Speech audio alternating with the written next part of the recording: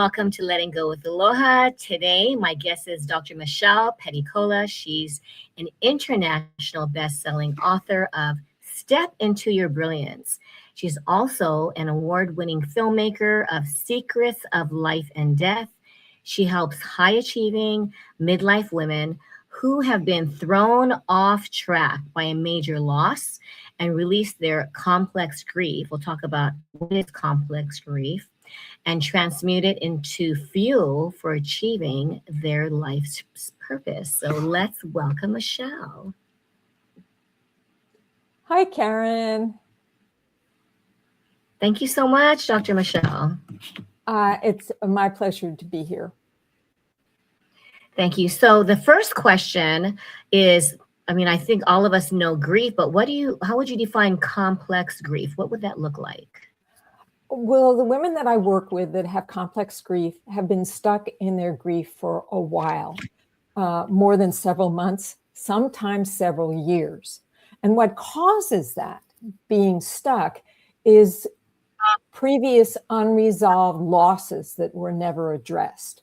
And so they all percolate to the surface when you have a current major loss that is activating your emotions. And most of these people don't really know how to process their emotions.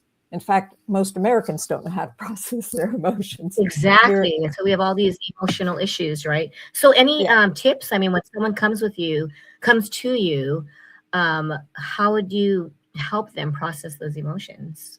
Well, I have a system that has the acronym SERVE. So instead of being overwhelmed by grief or feeling grief is like this terrible thing, that I help people to see it as a way that's actually going to serve them, not only in being able to move forward in their lives, but actually to find out things about themselves that they never knew, and to heal the past that they never healed. So the very first letter, S, is for surrender. So many people fight their grief. They struggle with it. They try to tamp it down. They try to hold it at bay, and it is exhausting. And it also causes the grief to last longer. So the first thing is to surrender to the emotions, but that doesn't mean get swamped by them. And there are certainly a number of people who will just go into the pity party around their loss. Understandable, but that doesn't help you to release it either. This woman who had been grieving the loss of her husband for 20 years, she was crying actively the first time I met her. When she began to work with me, she stopped crying and grieving within the first month of working with me, because I taught her a strategy, a practice for allowing the grief without being overwhelmed. And I'll tell you, the number one secret is that you don't let your mind be activated by your grief, that you focus on the physicality, the feelings of the grief. And that's not always easy if people aren't used to that, but that's what I teach people how to do. In fact, I'm there coaching them. Pay attention, what's going on? Where are you feeling the grief? And because I've trained in psychosomatics, I can actually help them to identify what their body is saying to them based on where the emotions are held in their body.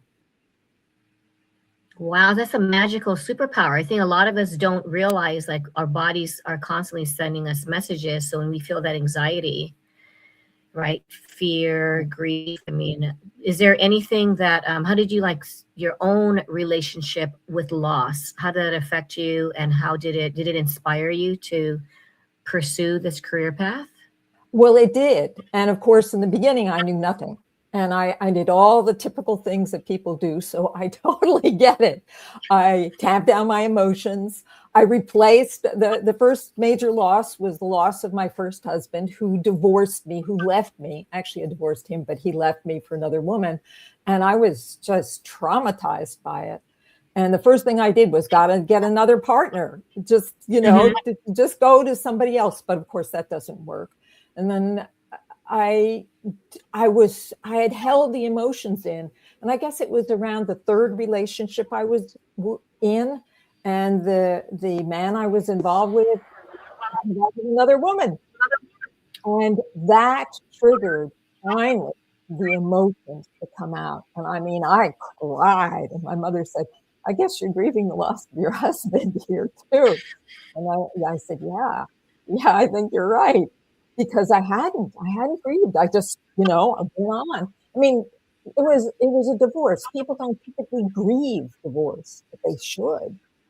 When you have a loss that involves the breaking of a relationship, it causes grief. And grief is actually nature's response to the breaking of a significant relationship.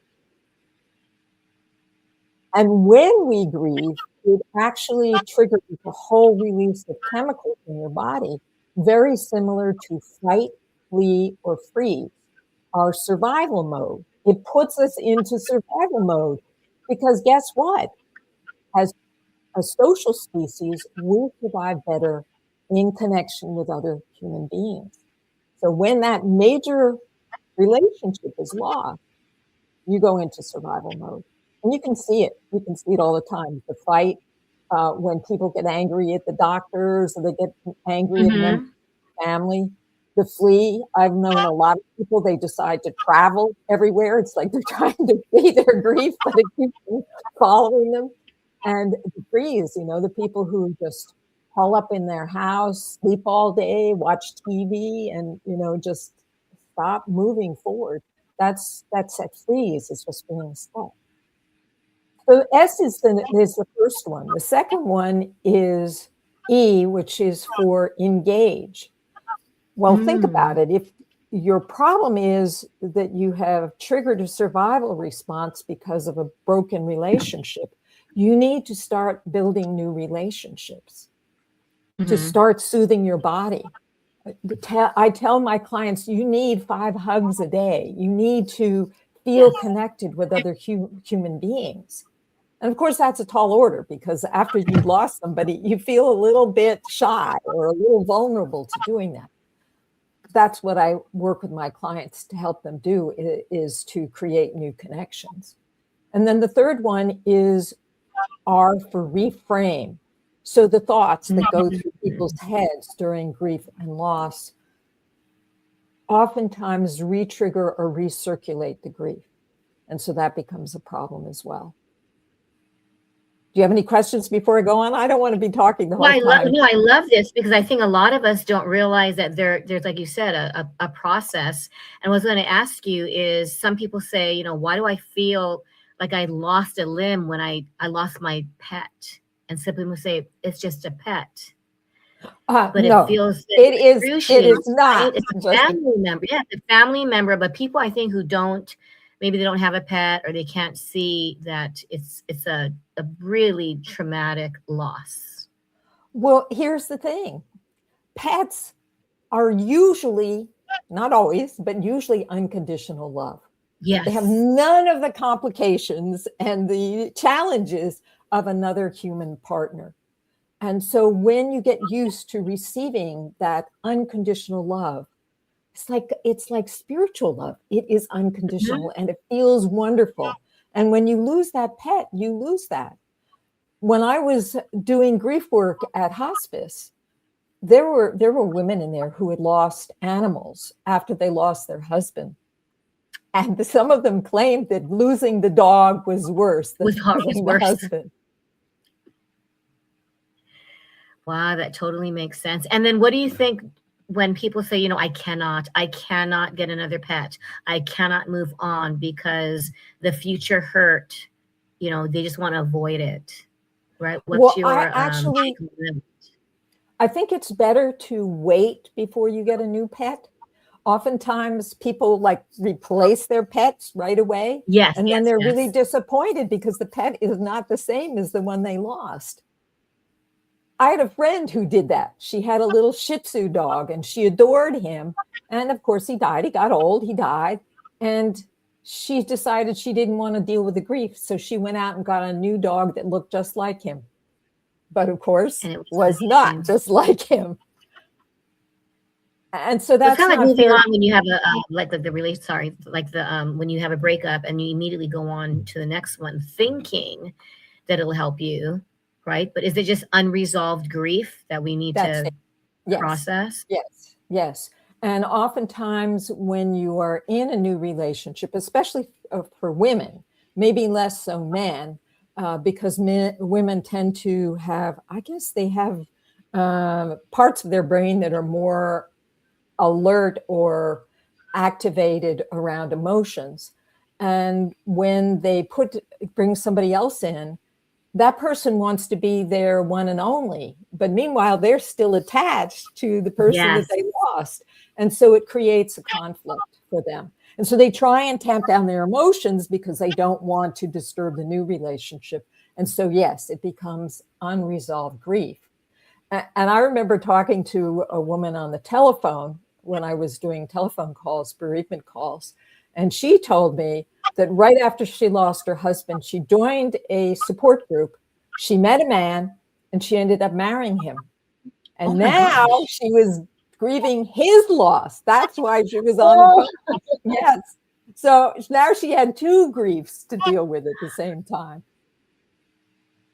you are in desperate need. Well, why don't we take a short break and when we return, we'll continue with the serve. So we did surrender, engage, reframe, and stay tuned Yes. for the next step.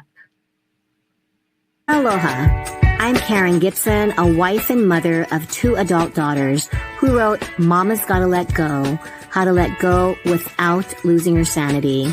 I also founded Brain Builders, a private tutoring business in 1999 whose mission is to prepare students to succeed in and out of the classroom.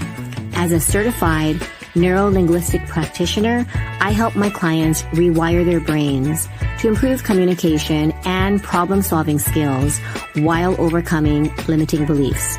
I recently co-authored The Power to Rise Above along with 29 women across the globe. I founded Letting Go with Aloha in 2019, mentoring stressed parents to navigate their journey with peace instead of pain. In 2021, I wrote 100 parenting tips inspired by the pandemic, which started out as 100 parenting video tips on Instagram and TikTok. My mission is to be an important resource for parents so they can raise responsible, resilient, and resourceful children as they prepare for adulthood.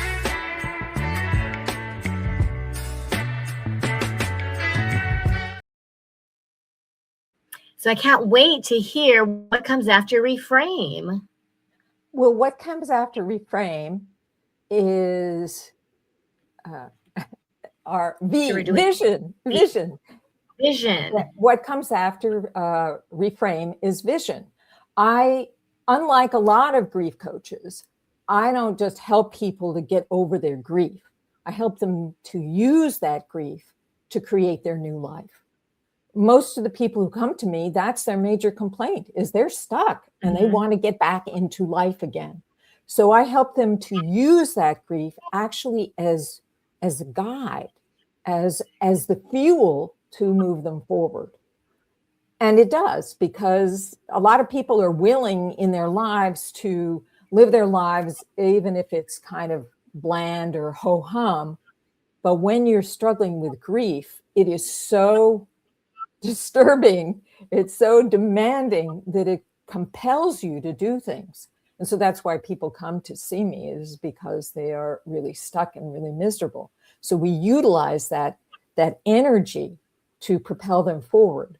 And so in vision, they start to think about where they want to go. And I have specific practices and processes they go through that will help them to find out who they really are and what they really want to be doing. Wow, that is the most, I think a lot of people just deal with grief. Okay, I'm ready to move on, but no one really instructs and supports them on that next step, right? For really moving on.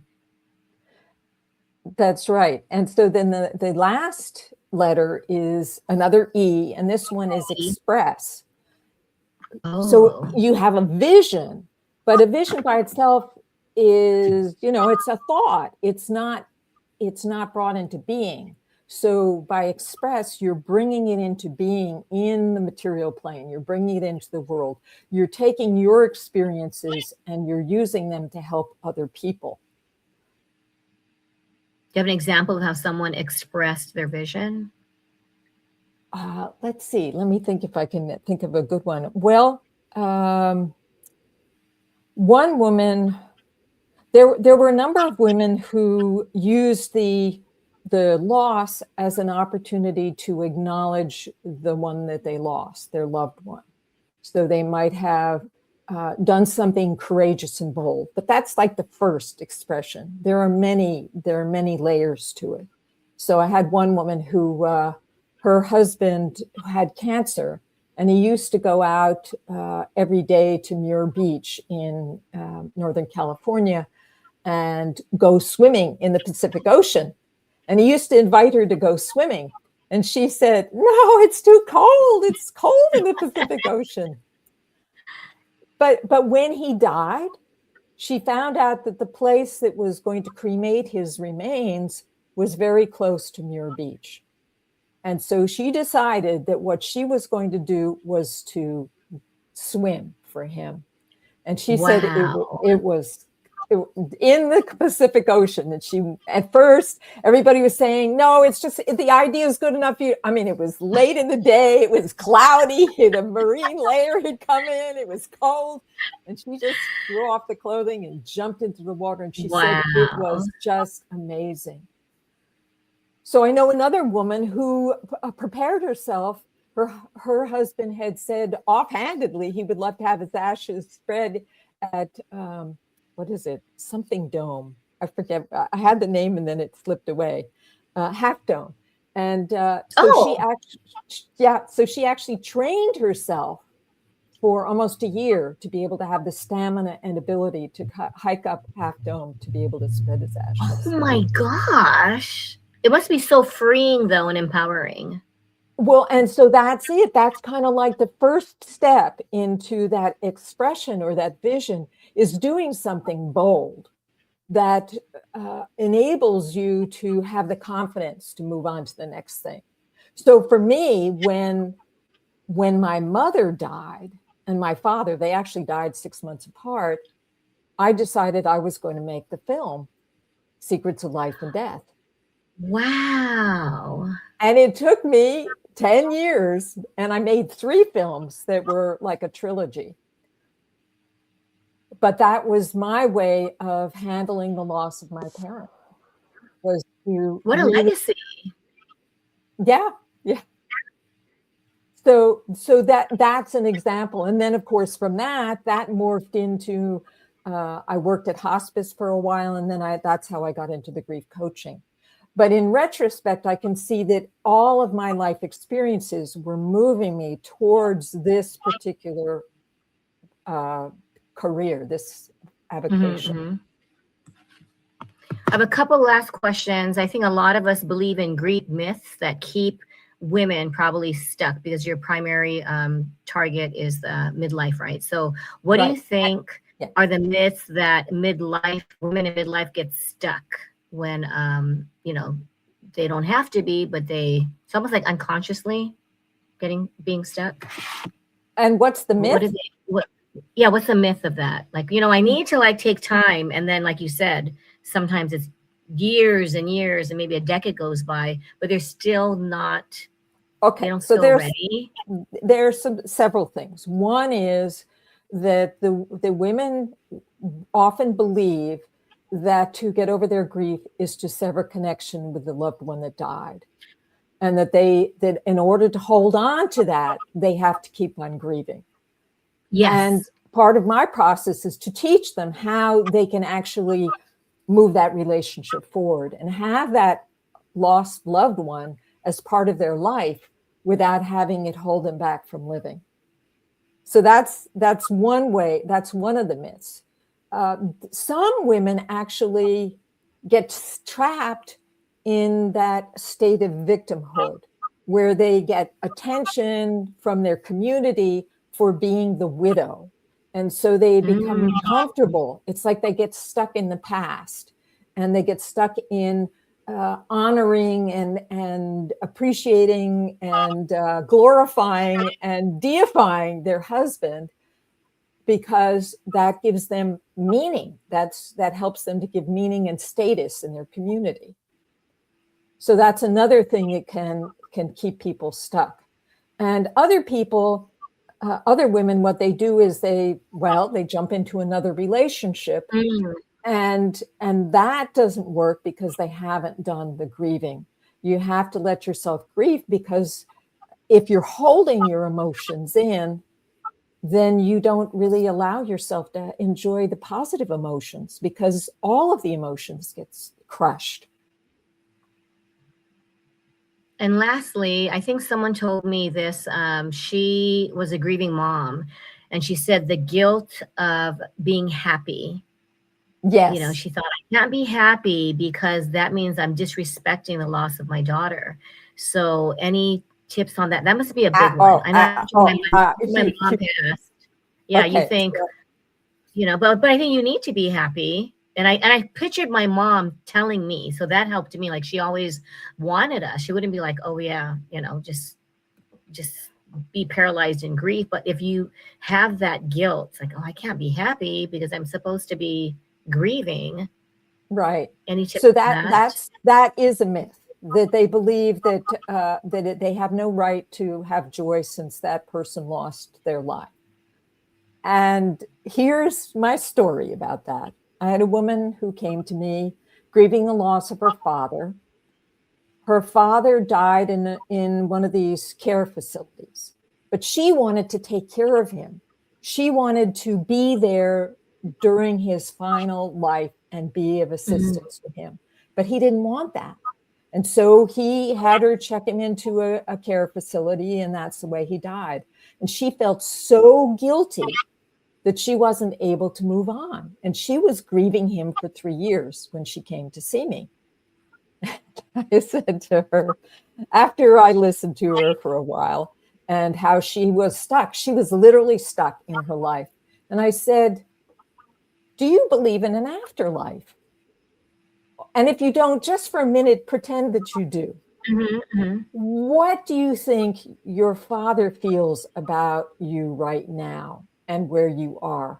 How do you think he feels that you have put your life on hold because he chose to live in a nursing home? And her mouth just dropped open, and she suddenly got it. I said, look, he can't do anything. He's dead. He's stuck. And here he is watching you lose your life. How do you think he feels? And she said, oh, and that was it. She totally let go of that. It was like, got the wrong story here.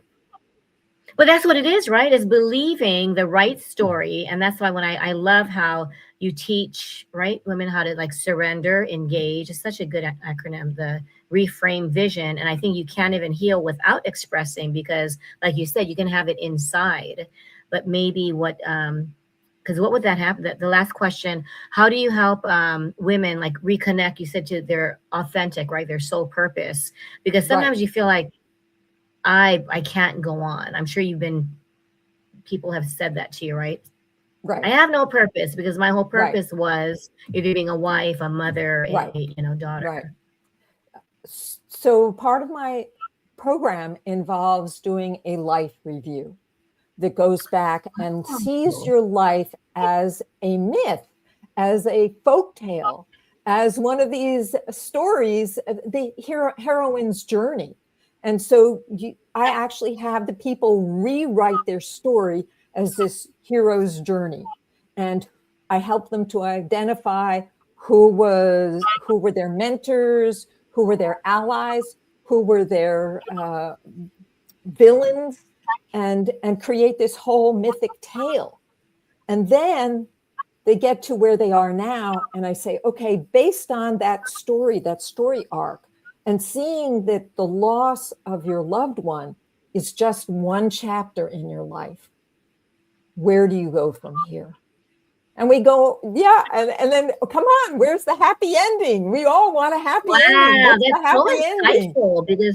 Because you help them actually imagine, and then they can create it and know that that chapter doesn't have to keep, right? Because some people just repeat, repeat, repeat. Right. They get stuck in that Yeah. hamster wheel. They get stuck in that Right, recycle. right. Wow. But Thank you so much. can you imagine? Then the loss of that partner becomes actually the catalyst for them Yes. becoming who they really are. So now they're really bringing that relationship forward with them as the essential piece of their transformation and their growth. And they learn to live, right? They learn to live again. And they learn to live again. Yes. Wow. In closing, do you have a life motto or something that you live by at the top of your head? Well, my statement for the people who are out there in your audience is that you matter. Every one of us matter. Oh, wow. And so you owe it to yourself and to the world to find out why you are here and to fulfill your potential. Beautiful, beautiful ending. I think a lot of us feel less than, and that's a whole different episode. But when we feel that we matter, I mean, doors open, and I think healing begins. That's right. And when you look at your whole life as culminating in where you are right now, as opposed to this series of tragedies, that's when it becomes fuel and it becomes your support, your foundation. Like what I said before is that in retrospect, I realized that everything that happened to me brought me to where I am right now. Beautiful. I think that would help a lot of people who are in that victim mode, right? Because they can't see it. But when you write about the heroine, you write about what you've done that you're most proud of. I bet that totally, it's like that lady who had insight about what her father would say. Yes. Yes. Well, I really appreciate the time, the energy, the insight. This went fast. Yes, it did. Well, thank you so much. I really appreciate it, Dr. Michelle, and I'm sure we will keep in touch later. And if you ever need anything from me, I'm here for you. And I just thank you. I want to thank you so much for providing such a needed service, because grief will never go away. No, it never goes away. It's always there. And thank you so much, Karen, for inviting me on your show and on your platform. I really appreciate it. I really appreciate it. Thank you. And take care and enjoy the rest of your day. Yes, I'm sorry. Let me know when it's going to be published so that I can definitely. It'll be on Letting Go with Aloha, the Facebook page, but we'll definitely send you the recording as well, so you'll have it. Oh, I would love it. Thank you. That would be great. Okay. All Thank right. you. Okay, take care. Bye. All right. Bye.